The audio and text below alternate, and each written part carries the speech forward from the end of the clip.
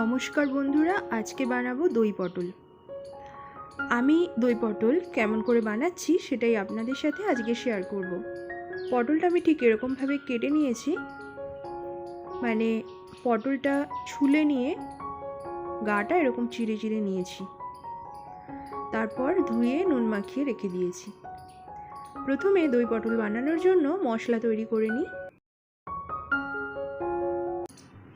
মশলায় আছে টমেটো, পেঁয়াজ, আদা, কাঁচা লঙ্কা। এটা প্রথমে পেস্ট করে নিয়েছি, তারপর দিলাম রসুন আর বেশ কিছুটা কাজু বাদাম। আমি যেভাবে বানাবো সেটাই আপনাদের সাথে শেয়ার করব। প্রথমেই বললাম, সব মিলিয়ে এই যে আমার মশলা হয়ে গেছে। এবার আমি কড়াইতে সর্ষের তেল দিয়ে দিচ্ছি।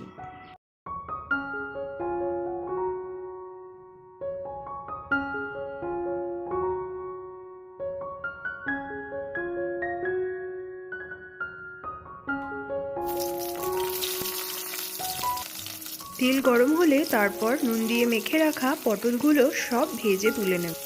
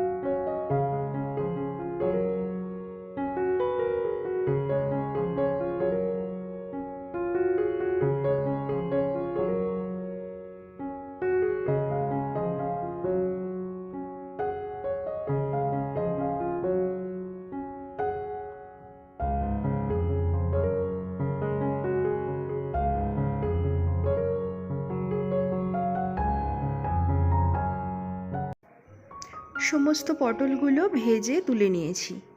এবার ওই তেলের মধ্যে আর একটু সর্ষের তেল দিলাম, দিয়ে গোটা এলাচ আর এক টুকরো দারচিনি দিয়ে দিলাম।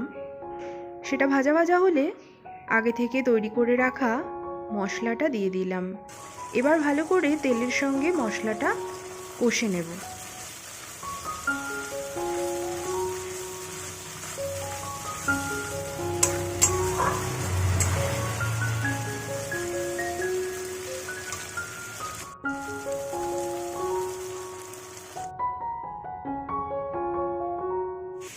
আর একটা কথা, মশলা তৈরি করার সময় আমি কিন্তু তার মধ্যে নুনও দিয়ে দিয়েছিলাম, সেটা আর আপনাদের দেখানো হয়নি।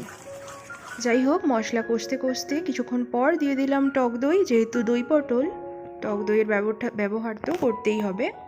এরপর দিলাম একটা গোটা তেজপাতা, দুটো গোটা শুকনো লঙ্কা। সব মশলাগুলো একসঙ্গে কষে নিচ্ছি। একে একে এর মধ্যে দিয়েছিলাম আমি হলুদ, লঙ্কা গুঁড়ো, সব কিছু দিয়ে মশলাটা কষে নিচ্ছি।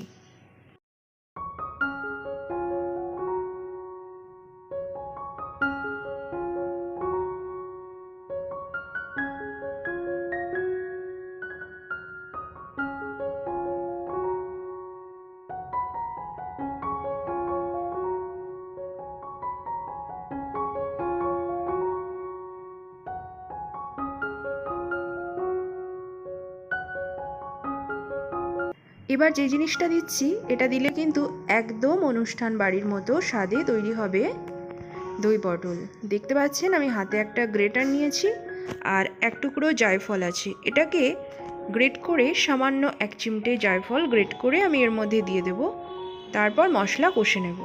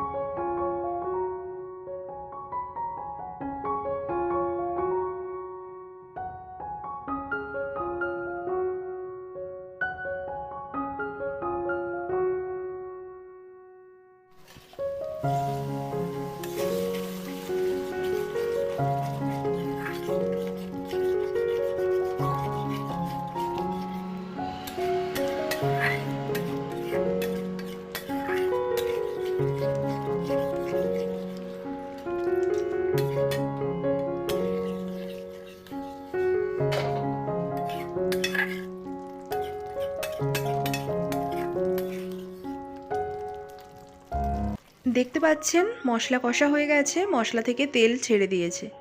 এবার আগে থেকে নুন দিয়ে ভেজে রাখা পটলগুলো একে একে এর মধ্যে দিয়ে দেব।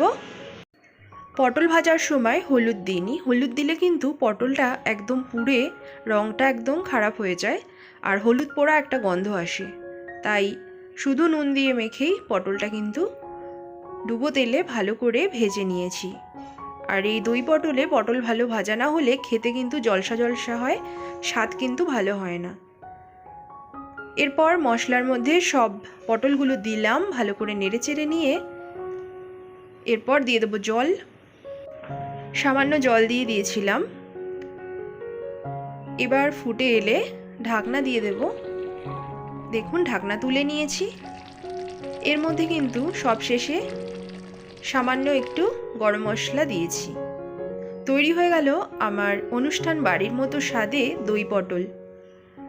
আমি ঠিক যেমন করে বানালাম আপনারাও আমার মতো বাড়িতে ট্রাই করতে পারেন এবং করে আমাকে জানাতে পারেন কমেন্ট বক্সে কেমন লাগলো। তাহলে আজকের রেসিপিটা আমার কেমন লাগলো আপনাদের কাছে? ভালো লাগলে একটা লাইক করবেন আর কমেন্ট করে আমাকে জানিয়ে দেবেন।